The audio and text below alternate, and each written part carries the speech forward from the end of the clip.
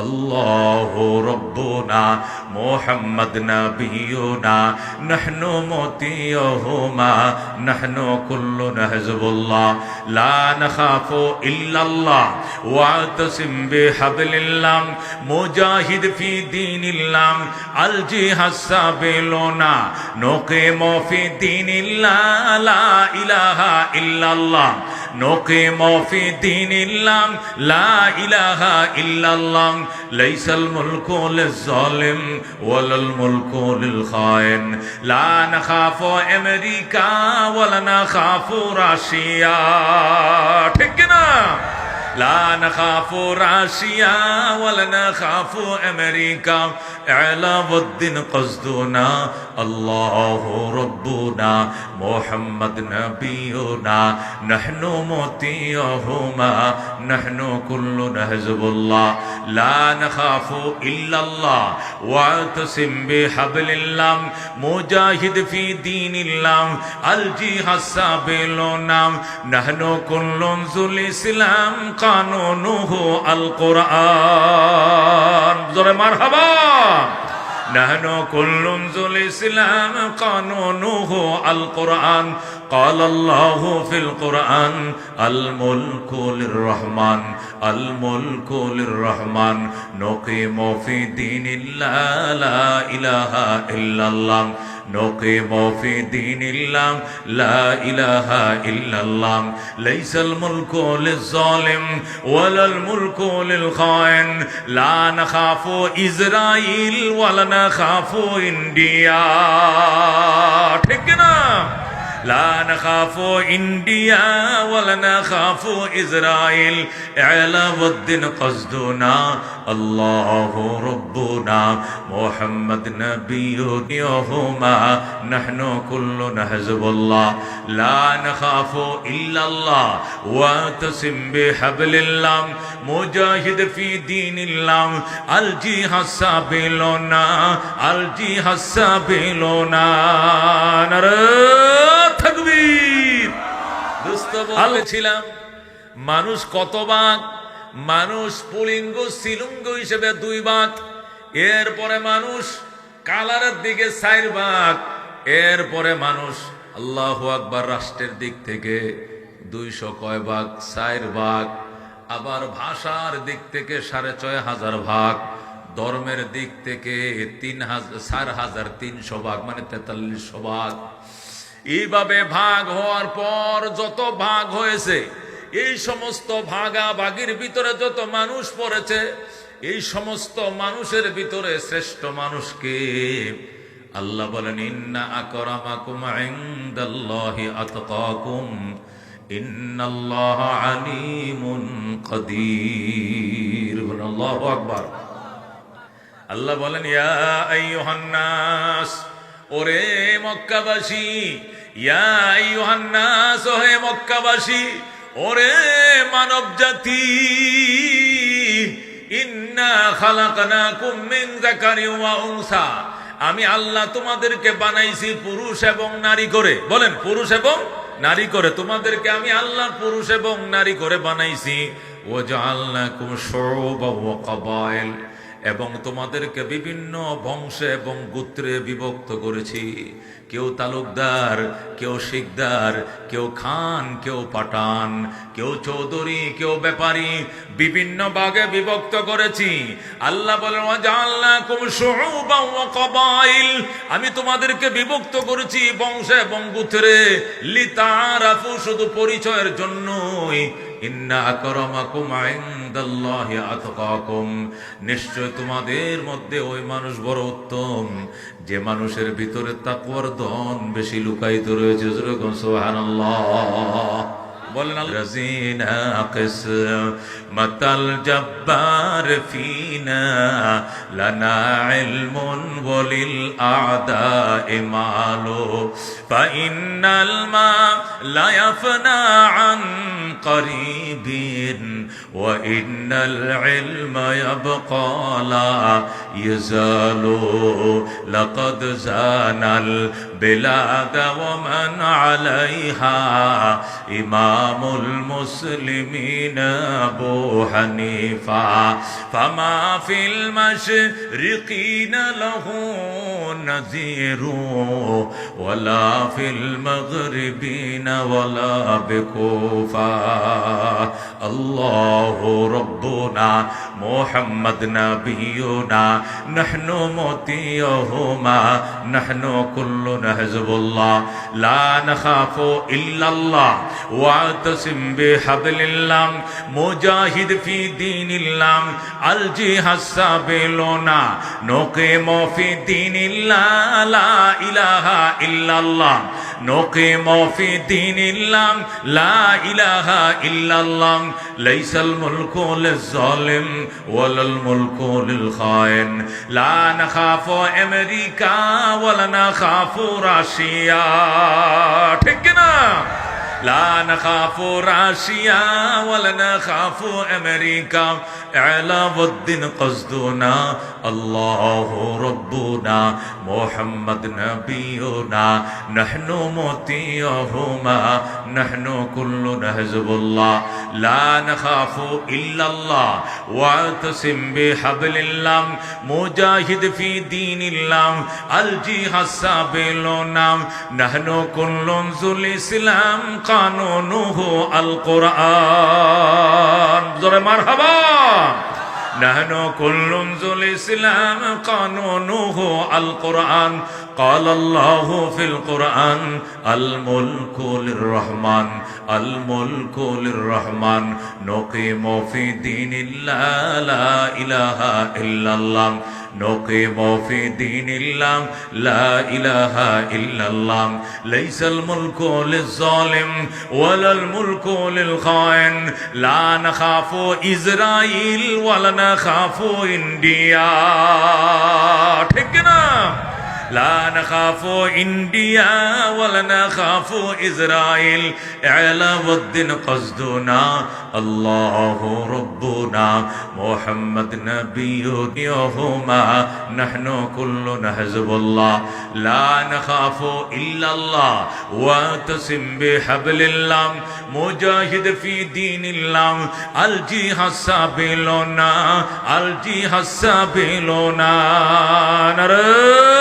তাকবীর আল কোরআনের আলম জোরে আল কোরআনের আলম আল হাদিসের আলম আজকের সম্মেলন সফল হোক নারায়ে তাকবীর ফিলিস্তিনের মুসলমান জিন্দাবাদ জিন্দাবাদ ফিলিস্তিনের মুসলমান ইহুদি নাসারা বেঈমান নিপাত যাক ইহুদি নাসারা ইসরাইল নিপাত যাক নারে তাকবীর আল্লাহ বলেন ইন্না আকরামাকুম ইনদাল্লাহি আতকাকুম ইন্নাল্লাহা আলিমুন কাদির ওরে বান্দা তোমাদের দেহ দিক থেকে চেহারার দিক থেকে তোমরা চার প্রকার কালারের দিক থেকে তোমরা চার প্রকার লিঙ্গের দিক থেকে তোমরা দুই প্রকার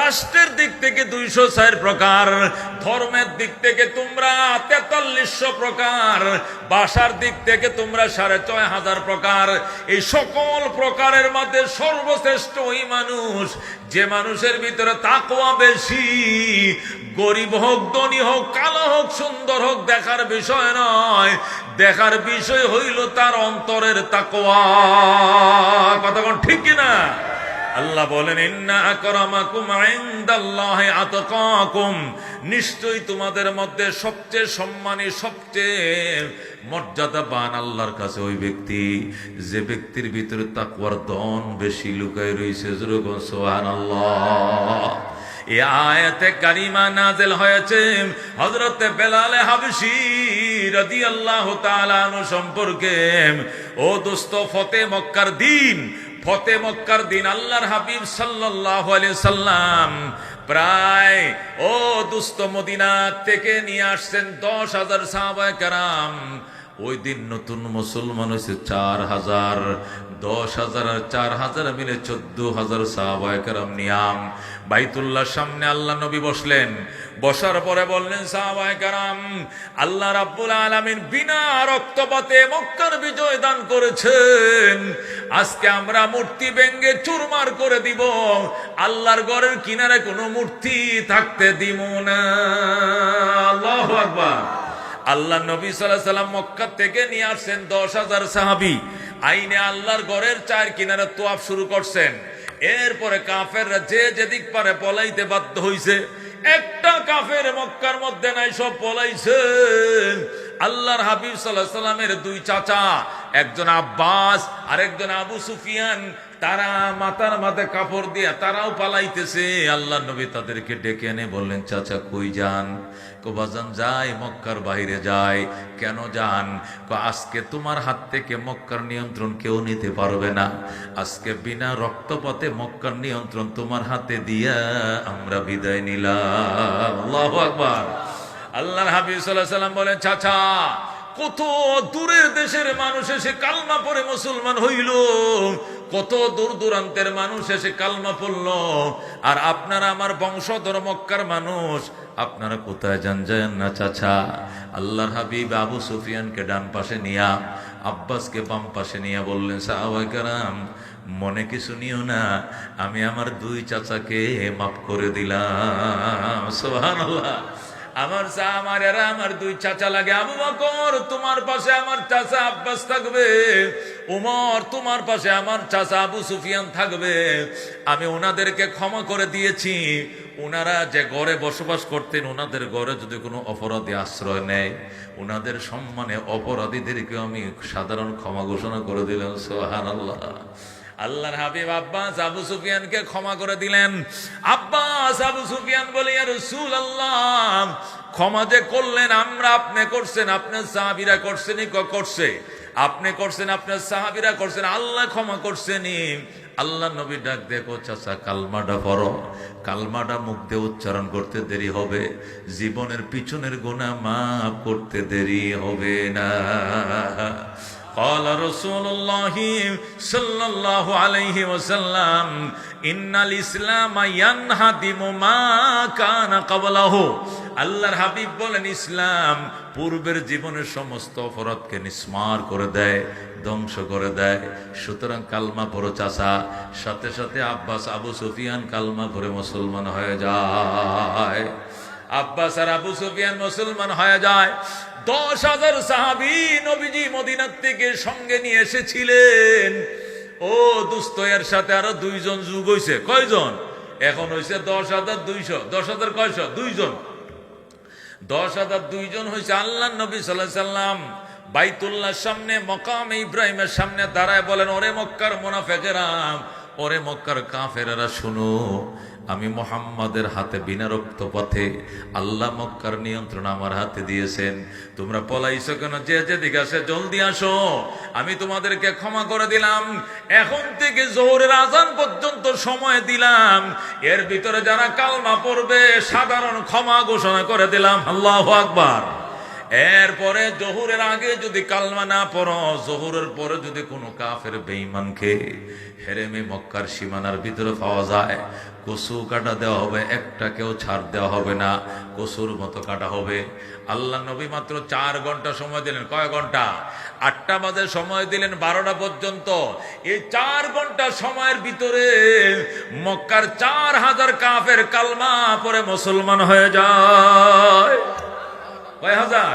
4,000 কাফের কালমা পড়ে মুসলমান হয়ে যায়। নবীজি মদিনার থেকে সাথে নিয়ে আইছেন 10,000। আজকে মুসলমান নতুন মক্কায় মুসলমান হয়েছে 4,000। 10 আর 4 কত? 14,000।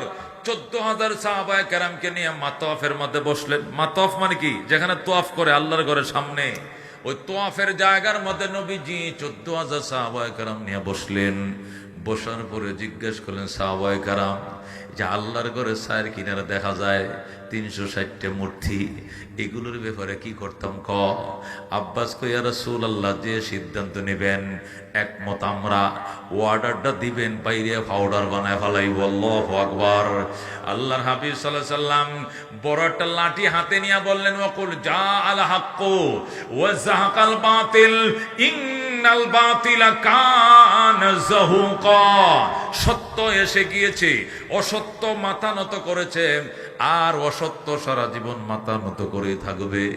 এই আয়াত যখন তেলাওয়াত করে রাসূল প্রথম বড় মূর্তির গা আঘাত করলেন, সাহাবায়ে কেরাম 10 মিনিটের ভিতরে 360টা মূর্তিকে পাউডার বানায় ফেলাইছে। সুবহানাল্লাহ। মূর্তির কোনো অস্তিত্ব নাই, সমস্ত মূর্তিদেরকে ধ্বংস করে ফেলেছে। আল্লাহর হাবিব বলেন, এবার জমজমের পানি উঠাও, আল্লাহর ঘর সুন্দর করে দৌত করো। জমজম থেকে বালতিতে পানি উঠায়া সাহাবায়ে কেরাম আল্লাহর ঘর সুন্দর করে দৌত করলেন।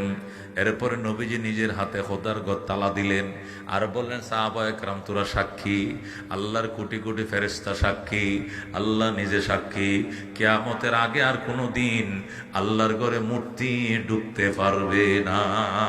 আল্লাহু আকবার। সেই 1500 বছর আগে, 1500 বছর আগে নবী বলেছিলেন, আল্লাহ রহমতে আর কোনোদিন খোদার ঘরে কিয়ামতের আগে মূর্তি ঢুকতে পারবে না। এই কথা ঘোষণা নবী দিয়েছিলেন আজ থেকে 1500 বছর আগে। এখনো পর্যন্ত খোদার ঘরে কোনো মূর্তি ঢুকতে পারে নাই। সমস্ত মূর্তিকে ভাঙ্গার পর এবার রহমতুল্লিল আলামিন সাল্লাল্লাহু আলাইহি সাল্লাম এই 14,000 সাহাবায়ে কেরাম নিয়ে বসলেন, বৈশা দাঁড়ায় বক্তৃতা দিলেন আর বললেন, সাহাবায়ে কেরাম, আমি নবী হইছি আজকে 21 বছর। কয় বছর? নবী হয়ে মক্কায় ছিলাম 13 বছর, মদিনায় থাইকে আইছি 8 বছর। 13 আর 8 কত? 21 বছর। এই 21 বছরে কোনো দিন আমি আজান দিয়া নামাজ আদায় করতে পারি নাই। এতদিন চুপে চুপে নামাজ পড়তাম, লুকায়া লুকায়া, কাফেররা যেন না দেখে না শুনে, চুপে চুপে নামাজ পড়েছি। আজকের থেকে আর কোনো লুকোচুরি নাই। আজান হবে, নবীর ইমামতিতে জামাতের সাথে হেরেম শরীফে জোহরের নামাজ আদায় করা হবে। সুবহানাল্লাহ।